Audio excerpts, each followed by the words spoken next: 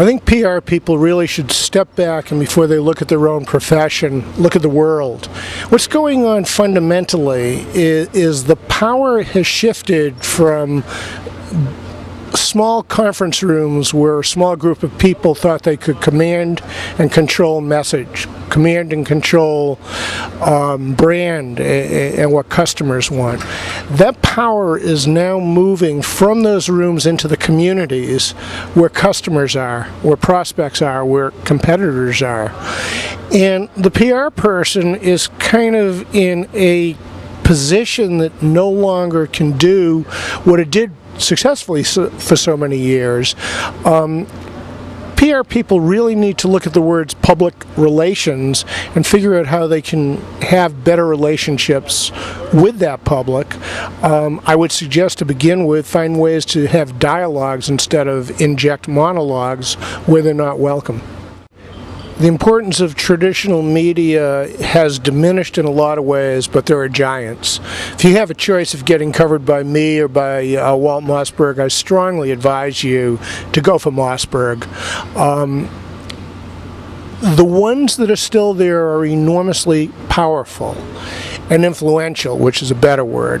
What's important, though, is to realize how many pieces of dead trees smeared with berries they get every day, and how much alike what you're mailing or emailing or calling and asking them if he received, how much alike yours are with the next one and the one after that and the one after that. They just don't mean anything anymore.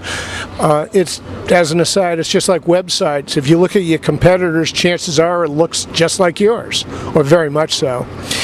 The media are using online resources to find what they want. They're not all going to blogs, although every day it seems like more and more are finding their sources and writing about things they find on blogs. But they are going to Google. And lottie, if you blog, you are more easily found on Google and you appear more prominent on lists than without. Jeff Jarvis, when he took on Dell Computer for over a month, ranked higher on Google than Dell Computer did if you typed in the words Dell Computer. I don't think Dell showed up at all if you typed in Jeff Jarvis. PR people, if they are good, can create their own conversations. They can be a source of information, but they cannot use a blog or any of the other social media to pitch their clients. That isn't quite how it works. A good blogger is amazingly generous compared to a traditional PR person. Every day I write blogs that have links, and those links are saying, hey, don't read this, there's something over there you should read.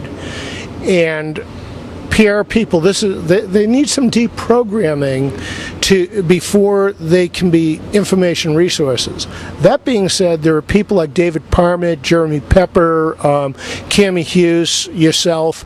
There are just an awful lot of PR people who are showing they can reprogram themselves, and they're becoming more valuable in some cases to their clients. They're becoming more valuable in the marketplace. People are seeing them as a central point for information that's relevant to them, and I think they'll get more business that way. What I'm probably not the guy to do is tell you what that business looks like moving forward. I'm kind of relieved that I got out when I got out back in 2000.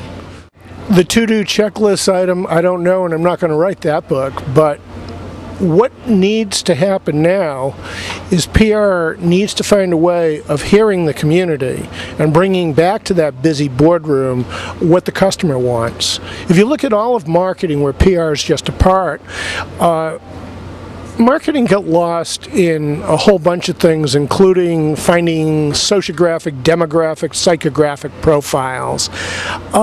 They lost track of what the customer wants. And that brings you to blogging, because not all your customers will talk to you.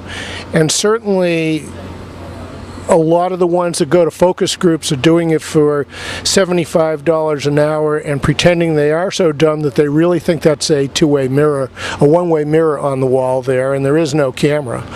But the people who are most passionate, pro or con, are the ones who come to a blog. My recommendation to PR people is to learn the tool. It isn't they should all blog, but they should learn how to listen.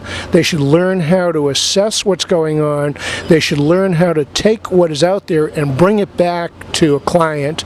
And they should teach clients to love criticism, because that criticism's been going on all along, and now with blogs you can hear what they have to say.